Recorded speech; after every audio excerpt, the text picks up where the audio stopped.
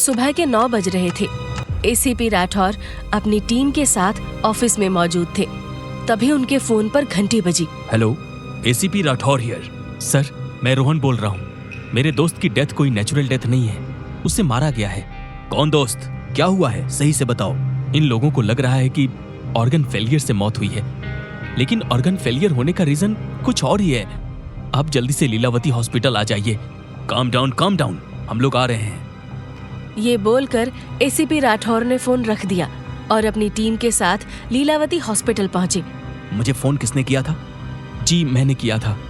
मेरे दोस्त पंकज की डेथ हो गई है। इन डॉक्टर्स का कहना है कि वो ऑर्गन फेलियर की वजह से हुई है, लेकिन ऐसा कुछ नहीं है। इसके पीछे एक बहुत बड़ी साजिश है। प्लीज आप इन्वेस्टिगेट करिए। तुम कहना क्या चाहते हो? पहले अपना पॉइंट रखो। तुम्हें क्या लगता है किसने मारा है तुम्हारे दोस्त को? मैं किसी का डायरेक्ट नाम नहीं ले सकता, लेकिन हाँ, बस आपको इतना बता सकता हूं कि पंकज की एक गर्लफ्रेंड थी, काजल नाम था उसका। लेकिन पंकज के भाई शांतनु को यह बात बिल्कुल पसंद नहीं थी और इसको लेकर उन लोगों में काफी बड़ा झगड़ा भी हुआ था। ठीक है, उनसे भी बात हो जाएगी, लेकिन पहले यहाँ के डॉक्टर से बात करते हैं। नमन, जाओ डॉक्टर से बात करो। Okay sir. एसीपी राठौर और इंस्पेक्टर पवन रोहन से बात करते रहे और इंस्पेक्टर नमन ने डॉक्टर से बात की। डॉक्टर से बात करने पर सिर्फ इतना पता चला कि पंकज का 10 दिन से अलग अलग हॉस्पिटल में इलाज चल रहा है। लीलावती में तो उसे परसों ही लाया गया था। पंकज की लाश को पोस्टमार्टम के लिए भेज दो और चलो, अब उसके भाई शांतनु से बात करनी होगी। 3 लोग वहाँ से सीधे शांतनु के पास पहुँचे। आपके भाई की डेथ हो गई और आप यहाँ घर में आराम फरमा रहे हैं। क्या डेथ हो गई? अरे मुझे तो ऑफिस जाना होता है, इसलिए मैं घर आ गया था। अच्छा वो सब छोड़िए, ये बताइए कि आपकी अपने भाई से लड़ाई क्यों हुई थी?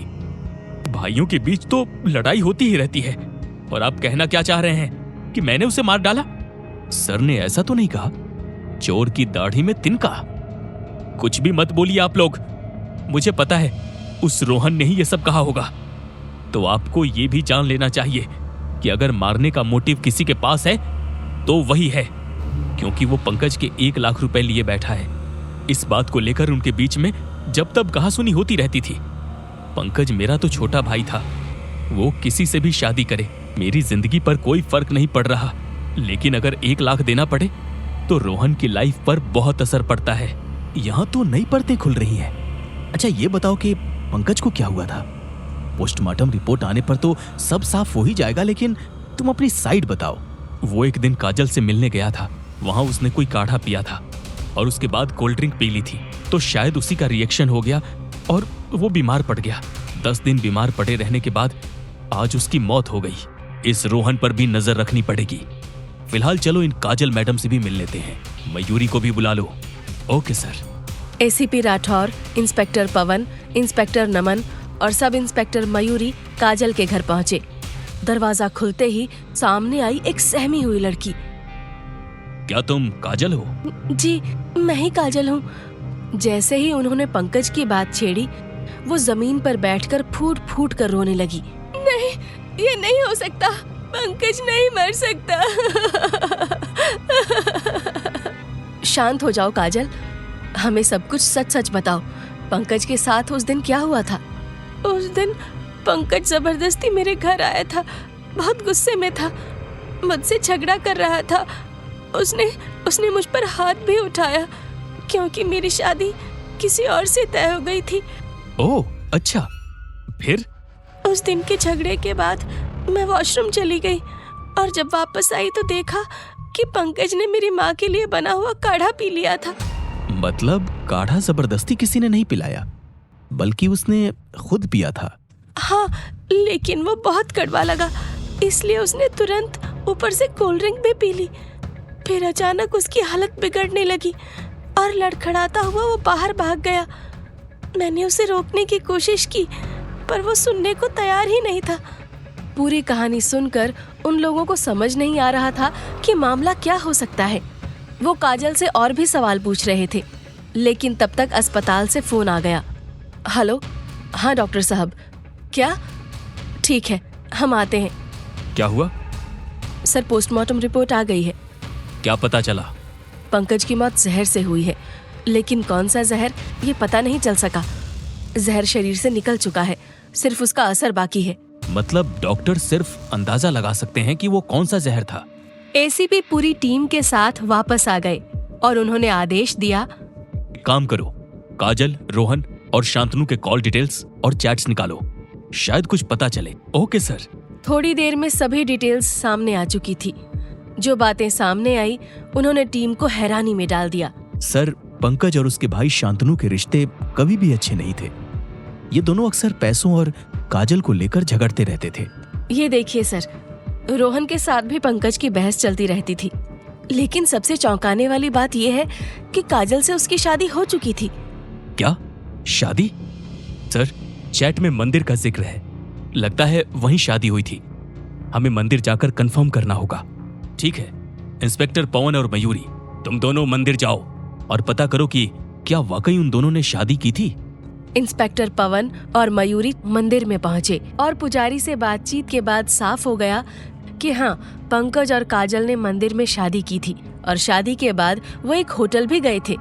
तो होटल में जाकर उन्होंने सीसीटीवी फुटेज चेक की। फुटेज देखने के बाद पूरा मामला लगभग साफ हो गया। सर, ये लड़की झूठ बोल रही थी। हमें अब काजल से दोबारा बात करनी होगी। बिल्कुल, ये लड़की कुछ छुपा रही है। टीम फिर से काजल के घर पहुंची। काजल, तुम्हें आखिरी मौका दिया जा रहा है। तुमने पंकज से शादी की थी या नहीं?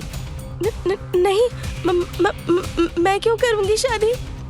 मयूरी ने काजल का फोन छीन लिया और उसकी सर्च हिस्ट्री खोल दी, जिसे देखते ही सबके होश उड़ गए।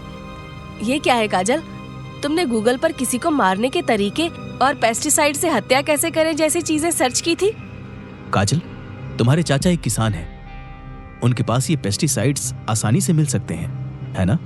नहीं, वो तो यूं ही, मैं मेडिकल की स्टूडेंट हूँ ना, इसलिए। शट अप, घर की तलाशी लो। टीम ने तुरंत खंगालना शुरू किया और अलमारी में छुपाया गया वही पेस्टिसाइड मिल गया। अभी भी कुछ कहना है काजल? काजल ने घबराकर दरवाजे की तरफ भागने की कोशिश की, लेकिन इंस्पेक्टर पवन ने झपट कर उसे पकड़ लिया और मयूरी ने काजल के थप्पड़ मारा और चिल्लाई, खेल खत्म, अब बोलो, बोलो, क्यों मारा पंकज को?